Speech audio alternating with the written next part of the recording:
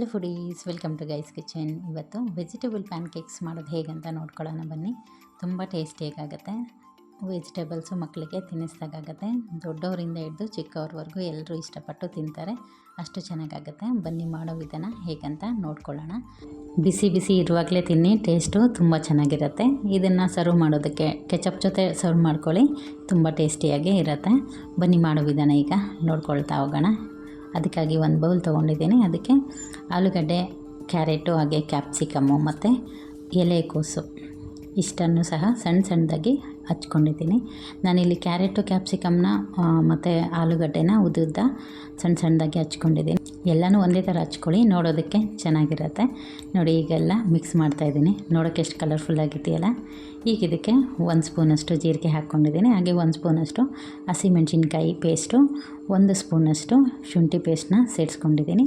ಹಾಗೆ ನೋಡಿ, ಇಲ್ಲಿ ಒಂದು ಅರ್ಧ ಕಪ್ಪಷ್ಟು ಅಕ್ಕಿ ಹಿಟ್ಟು ತೊಗೊಂಡಿದ್ದೀನಿ. ಇದಾದಮೇಲೆ ಇದಕ್ಕೆ ನಾವು ಅಕ್ಕಿ ಹಿಟ್ಟು ಎಷ್ಟು ತೊಗೋತೀವಿ ಅದರಲ್ಲಿ ಅರ್ಧ ಅಷ್ಟು ಕಡಲೆ ಹಿಟ್ಟನ್ನು ಸಹ ಸೇರಿಸ್ಕೊಂಡಿದ್ದೀನಿ. ಈಗ ಇದನ್ನೆಲ್ಲ ಒಮ್ಮೆ ಹಾಗೆ ಮಿಕ್ಸ್ ಮಾಡ್ಕೊಳ್ಳೋಣ. ತರಕಾರಿಯಲ್ಲೂ ನೀರಿರುತ್ತಲ್ಲ, ಹಾಗೆ ರುಚಿಗೆ ತಕ್ಕಷ್ಟು ಉಪ್ಪನ್ನು ಸಹ ಸೇರಿಸ್ಕೊಂಡು ಎಲ್ಲ ಒಮ್ಮೆ ಮಿಕ್ಸ್ ಮಾಡ್ಕೊಳ್ಳೋಣ. ಆಮೇಲೆ ನಾವು ಇದಕ್ಕೆ ಸ್ವಲ್ಪನೇ ನೀರನ್ನ ಸೇರಿಸ್ಕೊಳ್ತಾ ಗಟ್ಟಿಯಾಗಿ, ಅಂದರೆ ಚಪಾತಿ ಹಿಟ್ಟಕ್ಕಿಂತ ಸ್ವಲ್ಪ ತೆಳುವಾಗಿ ಇದನ್ನು ಕಲಿಸ್ಕೋಬೇಕಾಗತ್ತೆ. ನೀರನ್ನ ನೋಡಿಕೊಂಡು ಮಿಕ್ಸ್ ಮಾಡ್ಕೊಳ್ಳಿ, ಒಮ್ಮೆಗೆ ಹಾಕ್ಕೋಬೇಡಿ. ಹಾಕ್ಕೊಂಡ್ರೆ ಏನು ತೊಂದರೆ ಇಲ್ಲ, ಮತ್ತೆ ಹಿಟ್ಟು ಎಲ್ಲ ಮಿಕ್ಸ್ ಮಾಡ್ಕೋಬೇಕಾಗತ್ತೆ. ಹಾಗಾಗಿ ಸ್ವಲ್ಪ ಈಗ ನೋಡಿ, ಈಗ ಕಲಸಿದ್ದೀನಲ್ಲ, ಈ ಕನ್ಸಿಸ್ಟೆನ್ಸಿ ಇದ್ದರೆ ಸಾಕಾಗತ್ತೆ. ನೀಟಾಗಿ ಅದು ಸ್ಪ್ರೆಡ್ ಆಗಬೇಕು ನಾವು ತಟ್ಟುವಾಗ. ಈ ಥರ ಇದ್ದರೆ ಪರ್ಫೆಕ್ಟ್ ಇದು. ಬನ್ನಿ ಈಗ ನೆಕ್ಸ್ಟ್ ಪ್ರೋಸೆಸ್ ನೋಡೋಣ.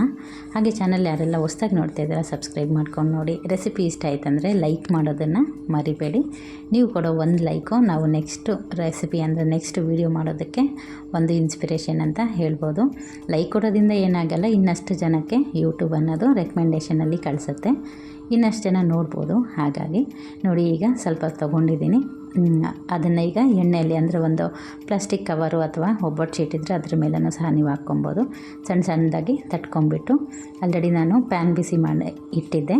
ಈಗ ಇದಕ್ಕೆ ಎಲ್ಲ 3 ಸಹ ತಟ್ಬಿಟ್ಟು, ಒಮ್ಮೆಗೆ ಎಷ್ಟಾಗುತ್ತೆ ನೋಡಿ, 3-4 ಎಷ್ಟಾಗುತ್ತೆ ಅಷ್ಟನ್ನು ಹಾಕ್ಕೊಂಬಿಟ್ಟು ಸ್ವಲ್ಪ ಎಣ್ಣೆ ಸೇರಿಸ್ಕೊಂಡು ಒಂದು ಕಡೆ ನೀಟಾಗಿ ಬೆಂದಾದಮೇಲೆ ಇನ್ನೊಂದು ಕಡೆ ಟರ್ನ್ ಮಾಡ್ಕೊಳ್ಳೋಣ. ತುಂಬ ರುಚಿಯಾಗುತ್ತೆ. ಮಕ್ಕಳು ಇಷ್ಟಪಟ್ಟು ತಿಂತಾರೆ. ಮಕ್ಕಳೇ ಎಲ್ಲ, ದೊಡ್ಡವ್ರಿಗೂ ಇಷ್ಟ ಆಗುತ್ತೆ. ನೋಡಿ, ಈವ್ನಿಂಗ್ ಟೈಮು ಸ್ನ್ಯಾಕ್ಸ್ ಆಗಿ ತೊಗೋಬೋದು, ಅಥವಾ ಮಾರ್ನಿಂಗ್ ಯಾವಾಗಲೂ ಒಂದೇ ಥರ ಬ್ರೇಕ್ಫಾಸ್ಟ್ ಅಲ್ಲದೆ ಈ ಥರನೂ ನೀವು ಕೊಡ್ಬೋದು. ಇದನ್ನು ನೀವು ಟೊಮೊಟೊ ಕೆಚಪ್ ಜೊತೆ ಕೊಡ್ಬೋದು, ಅಥವಾ ಕಾಯಿ ಚಟ್ನಿ ಜೊತೆಗೂ ಸಹ ಇದನ್ನು ಸರ್ವ್ ಮಾಡ್ಬೋದು. ತುಂಬ ಟೇಸ್ಟಿಯಾಗಿರುತ್ತೆ. ಒಂದು ಡಿಫ್ರೆಂಟ್ ಫುಡ್ಡು ಕೊಟ್ಟಂಗಾಗತ್ತೆ, ಜೊತೆಗೆ ಹೆಲ್ದಿ ಫುಡ್ಡು ಕೂಡ. ಇದರಲ್ಲಿ ನಾವು ಸಾಕಷ್ಟು ತರಕಾರಿಗಳನ್ನು ಬಳಸ್ಕೊಂಡಿದ್ದೀವಿ. ಎಲ್ಲರೂ ಇಷ್ಟಪಟ್ಟು ತಿಂತಾರೆ. ಹೊಸ ರುಚಿ ಟೇಸ್ಟ್ ಮಾಡಿಸ್ದಂಗೂ ಆಗುತ್ತೆ. ಇದೇ ಥರ ಉಳಿದಿರ್ತಕ್ಕಂಥ ಎಲ್ಲ ಪ್ಯಾನ್ಕೇಕ್ಸ್ನ ರೆಡಿ ಮಾಡ್ಕೊತಾ ಇದ್ದೀನಿ. ನೋಡಿ, ನೋಡೋದಕ್ಕೆ ಎಷ್ಟು ಚೆನ್ನಾಗಿ ಕಾಣ್ತಾ ಇದೆ. ಟೇಸ್ಟು ಅದ್ಭುತವಾಗಿರುತ್ತೆ. ಒಮ್ಮೆ ಟ್ರೈ ಮಾಡಿ. Thanks for watching.